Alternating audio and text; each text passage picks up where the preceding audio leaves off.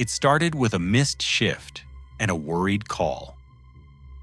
On a cold Thursday afternoon in Duluth, a co-worker reported that Erin Abramson hadn't shown up to work or answered her phone.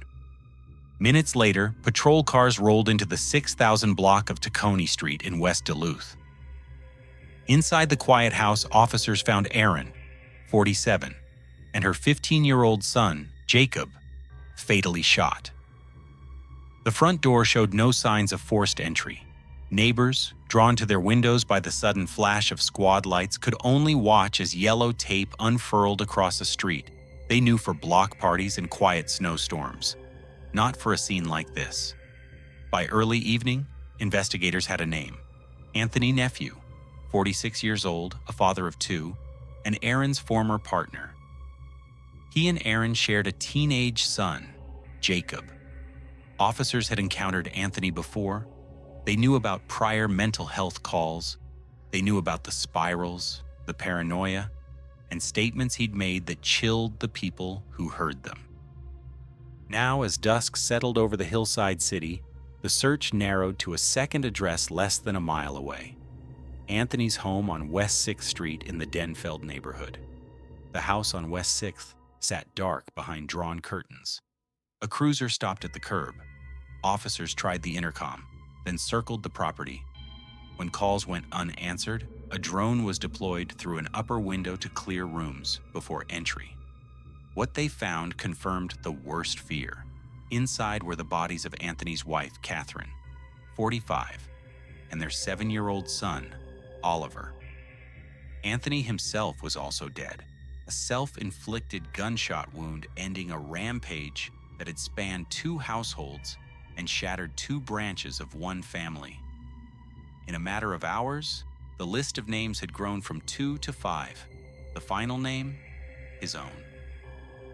News of a murder-suicide spreads like frost on Lake Superior. Quiet at first, then everywhere at once, reporters pinned timelines to maps, first Tacony Street, then West 6th. Headlines repeated the same 4 victims, the same ages, the same relationships. They noted that police believed Anthony acted alone. They stressed that there was no ongoing threat to the public, but beneath the facts was a question the facts couldn't satisfy. How does a father move from struggle to slaughter? And why now? Pieces of an answer emerged from records and voices that had been trying to warn for months.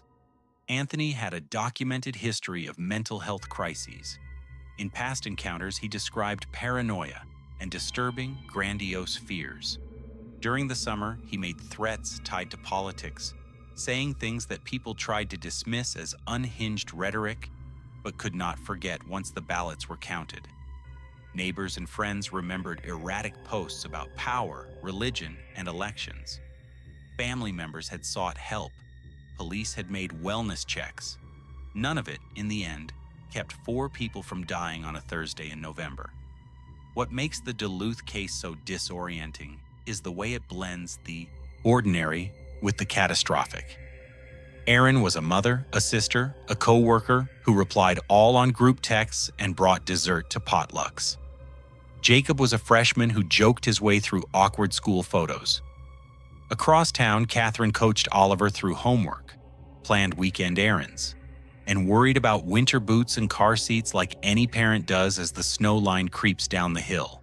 In the space between errands and emails, a man with a collapsing interior world threaded his way through 2 familiar doorways and executed a plan that he'd telegraphed in fragments and threats.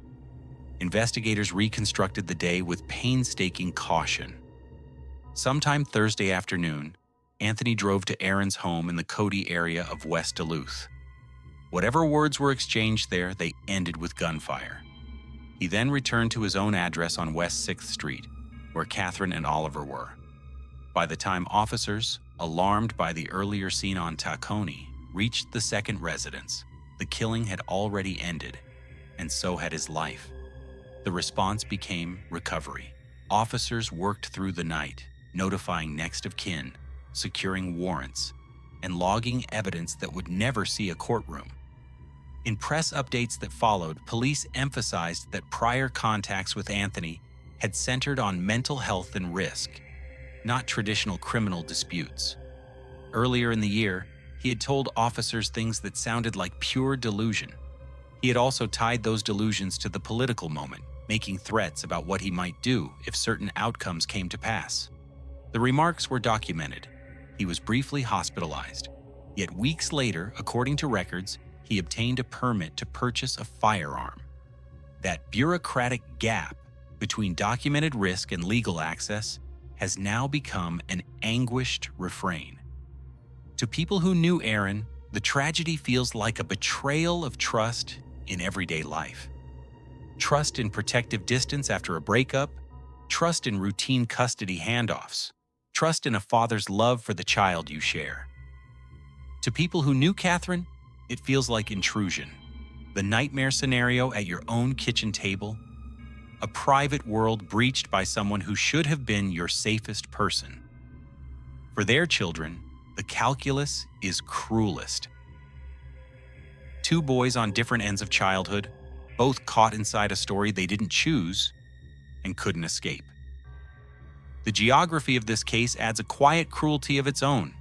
The two addresses are close enough to walk on a summer evening. In November, the gap is short by car, shorter still when you are a man moving step by step through a script only you can hear. Tacony to West 6th. A first gunshot, then another. A drive home in a city that still looks normal at stoplights. A final act behind a door that your family has opened 1,000 times. By the weekend, Duluth's grief had turned public. Vigils pooled at both blocks. Candles clustered in paper cups left circles of wax on the sidewalk. At a makeshift memorial, hand-lettered sign read simply, "We loved them." Schools sent counselors. Churches offered space. The city posted crisis hotlines and held press briefings intended to inform without inflaming. But even as officials answered questions, new ones crowded in. How were the earlier threats weighed? What was communicated between agencies? What intervention might have interrupted the chain between a summer threat and a November massacre? This is not a story that will end with a courtroom verdict. The man who pulled the trigger also ended his own life. What remains are the official findings, the public records, and the testimonies of those who tried to help. In the months ahead, Duluth will examine and argue over how warning signs were handled. Advocates will talk about red flag laws, purchase permits, and the friction between individual rights and urgent risks, especially when mental illness and destabilizing rhetoric are braided together. Families will talk about restraining orders, relocation plans, and the ways that danger often lives closest to home. By Friday, what remained was context. The slow fuse that led to Thursday's devastation, and the institutional choices, some compassionate, some clerical, some simply absent, that allowed a man in crisis to pick up a gun. Anthony Nephew's story in Duluth goes back decades. He graduated from Denfeld High School in the mid-1990s, married, divorced, and eventually formed two households. One chapter with Aaron Abramson, with whom he shared a teenage son, Jacob. Another with Catherine, Ramsland Nephew, with whom he was raising 7-year-old Oliver on West 6th Street. Friends describe an intelligent, intense person who could be funny and self-aware, and who, increasingly, talked about mental health in ways that sounded like both confession and warning. In a local op-ed a few years earlier, he argued that breakdowns too often end in suicide or in something worse before suicide. At the time, it read as advocacy. In hindsight, it reads like a flare. Police paperwork shows the first formal cracks long predated November. In 2021, officers were called to his address during what was documented as a mental health crisis. He reported paranoid thoughts, agreed to seek treatment, and the encounter ended without charges. For a while, the quiet returned. Then on July 3, 2024, the quiet shattered. According to a police report, Catherine told officers that her husband had threatened to stab her and then kill himself. When officers arrived, Anthony voiced persecutory beliefs, claims about foreign powers controlling his thoughts since childhood, and cycled between despair and defiance. He also made a statement that would later become central to the public's understanding of motive. If a particular national political outcome occurred, he wanted the officer to come back and kill him and his family. He was transported for evaluation and hospitalized. On paper, that July call should have created friction between Anthony and any future attempt to arm himself. And yet, 2 months later, he successfully obtained a permit to purchase a handgun. How? Minnesota requires a permit to purchase pistols and certain long guns. Issuing agencies run a background check and must deny if the applicant is disqualified by statute. But mental health holds, unless they meet specific legal thresholds or result in a court commitment, don't necessarily show up as prohibitions. Investigators and reporters would later confirm that Anthony's hospitalization did not trigger a legal bar. In mid-September, he walked away with the paperwork he needed. Meanwhile, his online postings slid from argument into alarm. He wrote about politics in caustic terms and about religion as a vector for oppression. He referenced dystopia and control. People who knew him disagreed about whether this was typical venting or something darker. Some unfriended him. Some reached out and were rebuffed. Others, fatigued by a polarized year and wary of confrontation, simply muted the feed and hoped the mood would pass. Nothing about the timeline suggests a spontaneous explosion. What Thursday added was opportunity. Erin's co-workers called for a welfare check when she didn't show up. The knock on Tacony Street came only after the first pair of killings had already happened. Once officers traced the relationship web from Erin's home to West 6th Street, they moved fast. But not faster than a man already in motion. When they entered the second house, the carnage was complete. This is the point where a community tends to split into camps that shout past each other. One camp wants a single lever to pull: ban the guns, tighten the permits, expand red flag petitions, make the checklists longer. The other points to the limits of policy when a person's mind is fracturing behind a familiar door.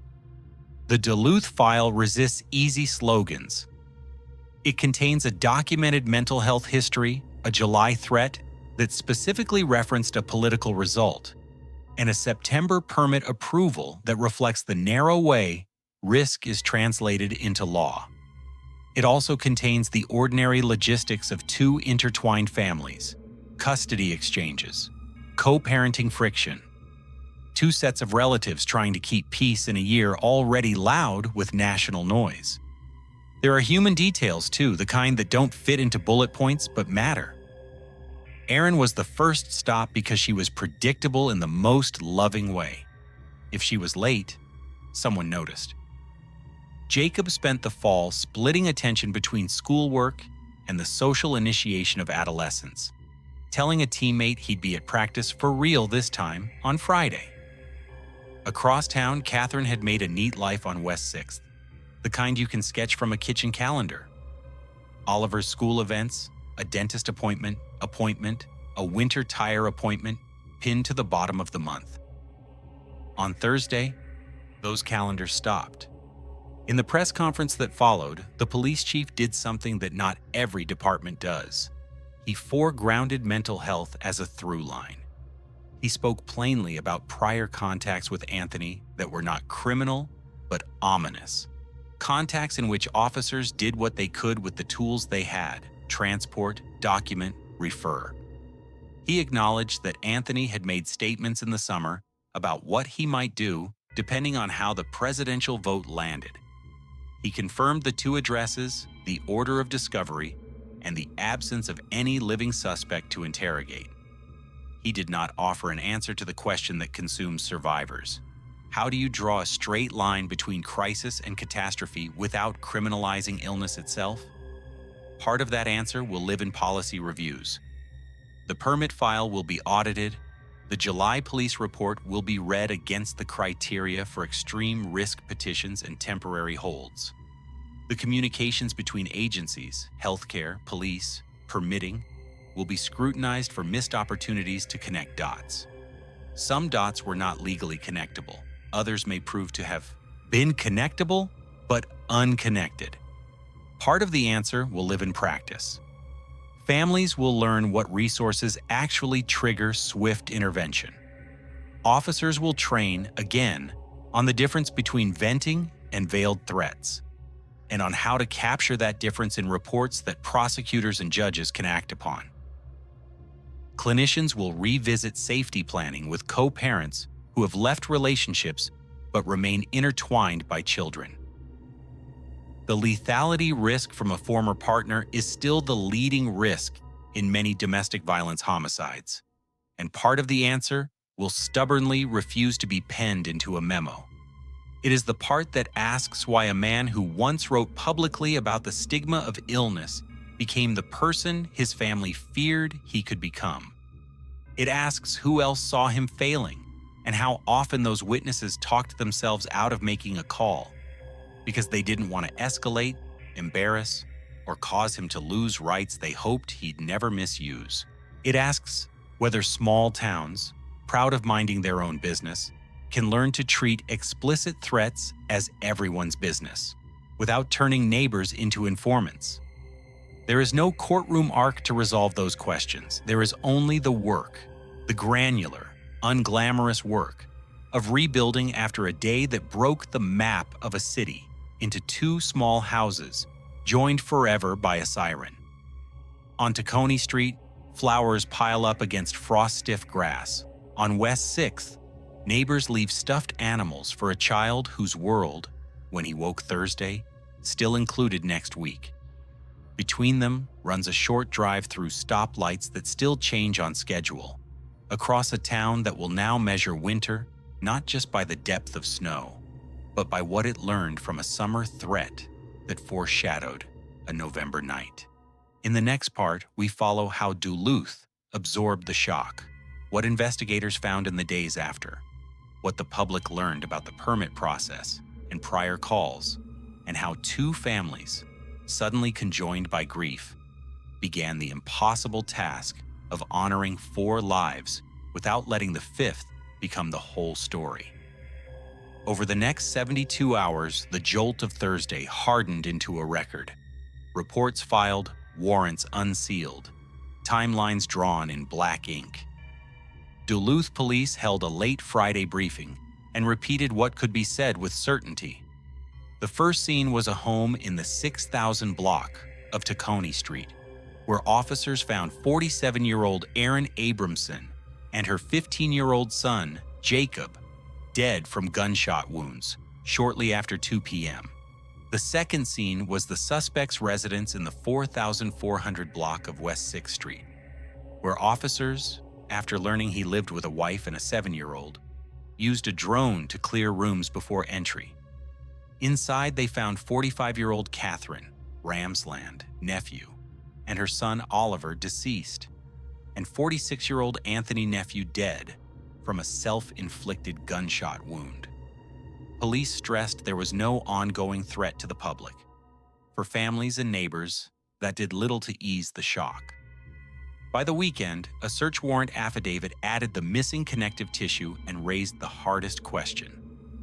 In early July, officers had been called to Anthony's West 6th Street address for a mental health crisis. The report described a man who said he lived with schizophrenia, who believed voices were telling him that a political outcome would usher in a nightmare, and who spoke explicitly about killing himself and his family. He was transported for evaluation and hospitalized. Then, 2 months later, on September 9th, he applied for a permit to purchase a handgun and received approval the same day. The form did what the statute demands. It checked for disqualifying criteria and found none. The July hold did not meet the threshold that would have automatically barred a purchase. That gap, legal, not accidental, became the new axis of public anger. In the wake of the affidavit, officials answered questions as precisely as they could. Minnesota's permit to purchase system is run by local agencies. It is not a discretionary gut-feeling process. It is a checklist. Unless there is a qualifying court order or commitment recorded in the databases the statute specifies, an applicant who is otherwise eligible must be approved within the statutory window. In this case, Dolanskanski Sohor Dimeski, the July incident produced a medical transport and a hospital stay, but no court commitment order that would have triggered a prohibition. The approval in September was therefore lawful. Lawful and, now that 4 relatives were dead, unbearable. People looking for motive reached for the only public words Anthony had left. In 2021, he wrote an opinion piece arguing that America treats mental illness as an individual burden. In it, he included a line that reads like a prophecy. For millions of Americans, a breakdown leads to suicide, or homicide before suicide. Friends and former colleagues told reporters he had been outspoken about religion and politics in the months before the shootings, darkly worried about a national turn he believed would put his family at risk. Investigators confirmed he had made specific threats tied to political outcomes during the summer call. None of that proves why he chose Thursday, or why he drove first to Tacony and then to West 6th. It shows only that he spoke of a fear he later used to justify what he did. The mechanics of the response, the drone entry, the street closures, the on-scene interviews, filled press summaries. The more enduring work unfolded in quieter rooms. Detectives traced devices, downloaded phones, pulled camera footage from the blocks where the Subaru and the pickup had passed hours earlier. They built a sequence. Erin's employer in Superior asked for the welfare check when she missed work. Officers arrived. Once Erin and Jacob were found, investigators worked outward through relationships and addresses. That led to West 6th. The detective who signed the warrant summarized the risk plainly. Given the suspect's mental health history and the discovery at Tacony, officers feared additional victims at his home. That urgency is why the drone went in first. Duluth's leaders tried to speak to the city without speaking past the families. The chief emphasized 2 truths at once: that Anthony had a pattern of mental health crises and that most people living with serious mental illness are not violent. He asked the public not to generalize a catastrophe into a prejudice. He also acknowledged that the earlier threats were real and recorded, that officers had acted within policy, and that the system still failed to stop what followed. "We document, we transport, we refer," one official said. "What we can't do is predict the moment someone crosses a line inside their own head." At candlelight vigils on the hillside and near the harbor, people held signs with 4 names, not 5.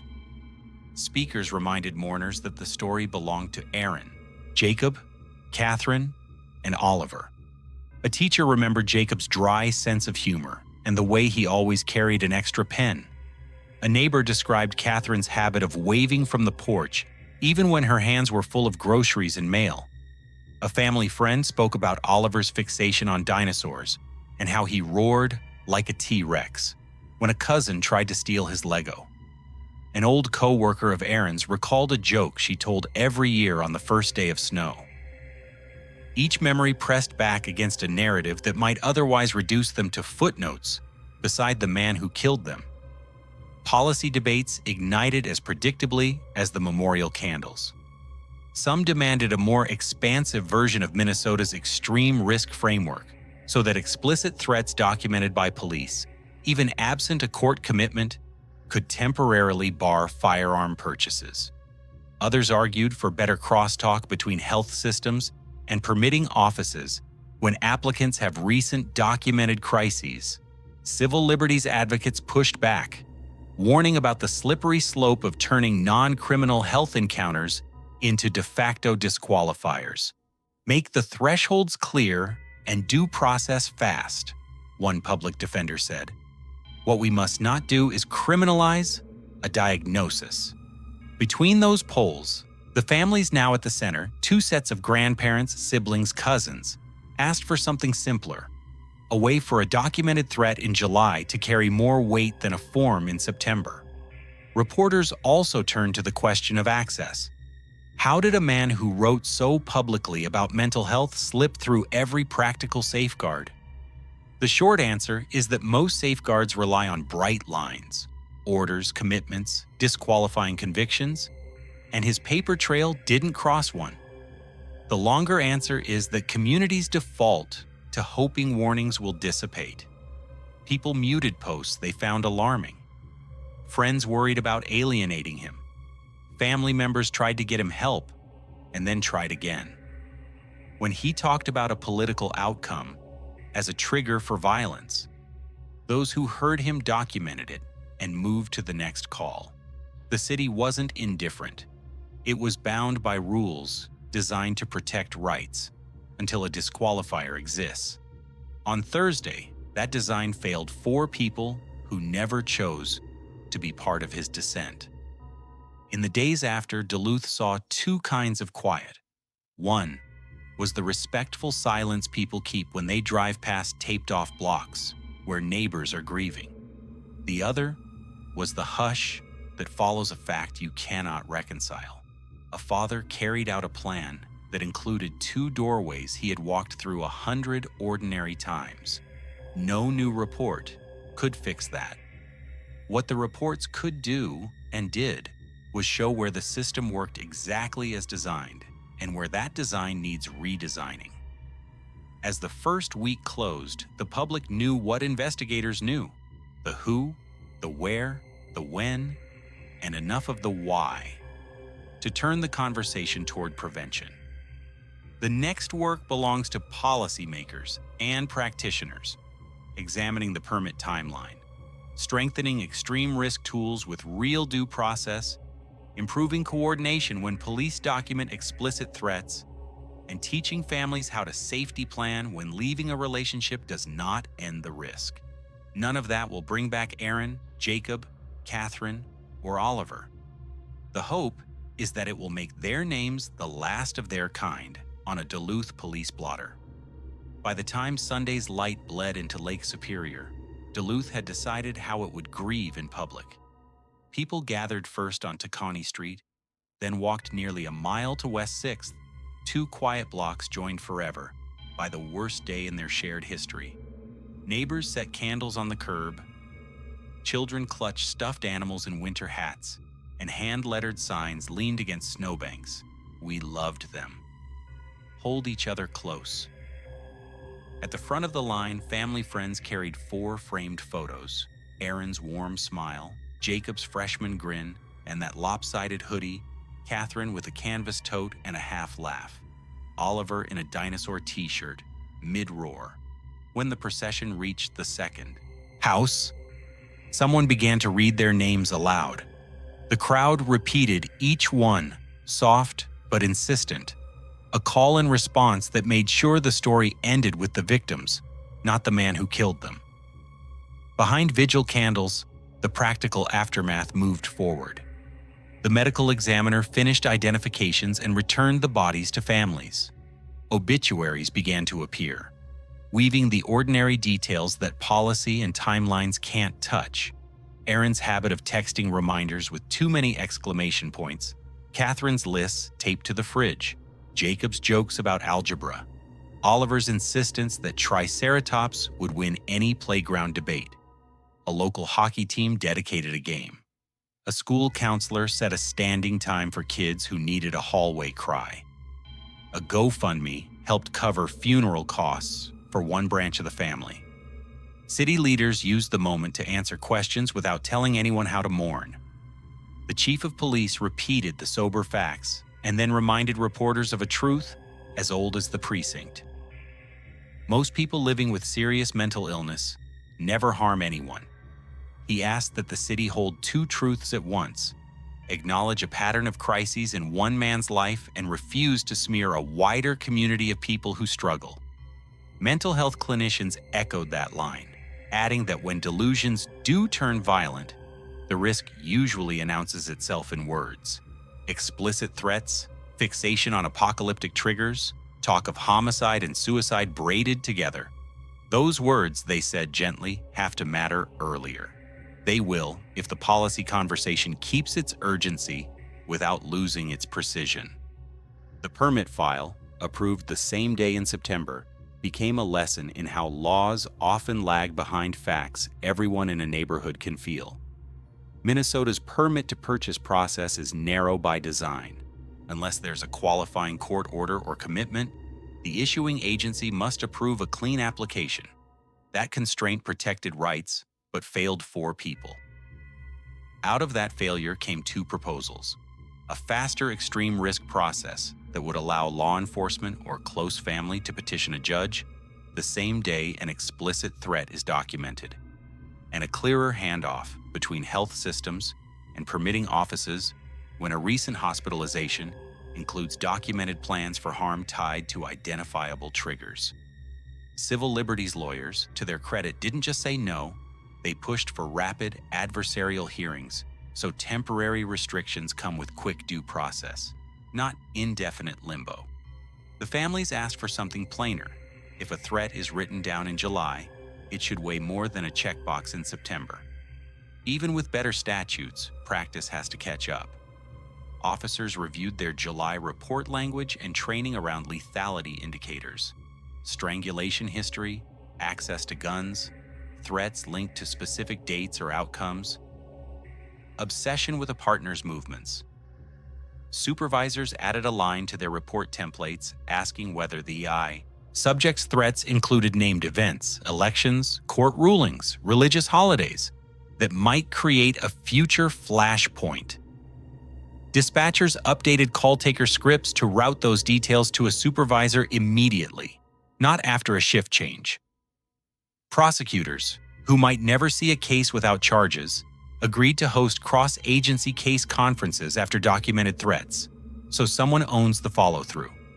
The families took on the work no policy can shoulder. They met with victim advocates, planned 2 funerals and a memorial, and fielded the media's well-intentioned questions about motive. They declined to dramatize what they didn't know. Instead, they asked the press to run the hotline numbers and the dates for grief support. In the obituary comments, strangers wrote that they'd called a therapist, or checked on a neighbor, or moved a gun into a safe. It didn't make sense of anything, but it made sense to do. Schools navigated the concentric circles of trauma.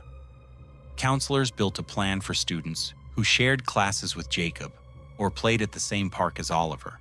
Teachers were briefed on how to answer, honestly and age-appropriately, when a kid asks why a parent would do this.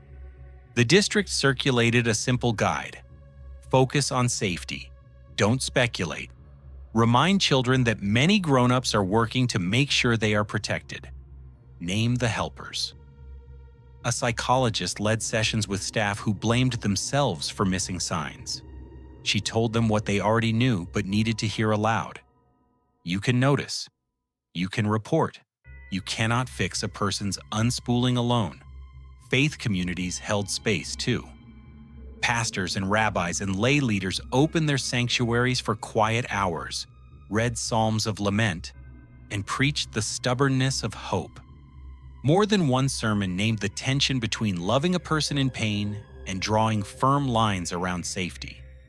One clergy group drafted a practical checklist for congregants: where to store firearms, how to plan custody exchanges in public places, which words require immediate calls to police or clinicians. They promised to be available at odd hours, the times people most often send the texts that start with "I'm scared." In living rooms and group chats, friends did what friends do after the unthinkable. They traded screenshots of old posts trying to decode a man's last months. They wrote to each other in private. Did you see this? Did you think it meant this? They confessed the ways they muted him, the ways they rationalized a threat as hyperbole because the alternative felt too explosive to confront. Then, they turned that reckoning outward, promising to sit in the discomfort next time. Duluth is a small enough city that the promise might hold.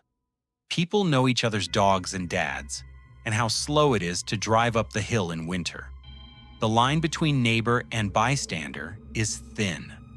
The last official act in a murder-suicide is often administrative, a case closed with a file stamped and boxed. Duluth chose to end with a different closing, a public memorial that made room for both anger and generosity. At the microphone, a teacher spoke to Jacob. A co-worker spoke to Aaron. A friend spoke to Catherine. A cousin spoke to Oliver and then to the grown-ups. If a child tells you someone in their house is talking about the end of the world, believe them. No one spoke to Anthony. The closest anyone came was the chief's reminder that if you see a mind collapsing, call for help. And then, call again. When the crowd thinned, a few people stayed to scrape wax circles off the pavement. One of them, a neighbor who had lived on West 6th for 20 years, looked up at the porch light flicked on by a timer inside the empty house. 2 addresses, he said, not to anyone in particular. 1 drive. We have to learn where to put a roadblock in a story like that. He pocketed the plastic cup from his candle, promised himself he'd show up at the next council meeting, and walked home. There is no clean moral to carry from a Thursday that began with missed messages and ended with 5 bodies. There is only the rigor of telling it straight, who died, where, and why the warnings mattered, and then the discipline of acting earlier next time. Duluth will measure its success in the absence of headlines. The permit deferred because a judge had clear authority and clear evidence. The wellness check that becomes a same-day hearing. The neighbor who calls again. The co-parent whose safety plan feels like overkill until it isn't. If those things line up, the next procession will be a block party, not a vigil. Until then, the city keeps the porch lights on and the conversations honest. It names the 4 who should still be here: Aaron Abramson, Jacob Nephew, Catherine Nephew, and Oliver Nephew, and refuses to let the 5th name eclipse them. It walks the hill between 2 houses and decides, over and over, to build a better detour between warning and loss. Thanks for watching. If this story moved you, please like, subscribe and share to keep the victims' names alive and support safer communities. Drop a comment with your thoughts or resources. It could help someone who needs it. Stay safe and look out for one another.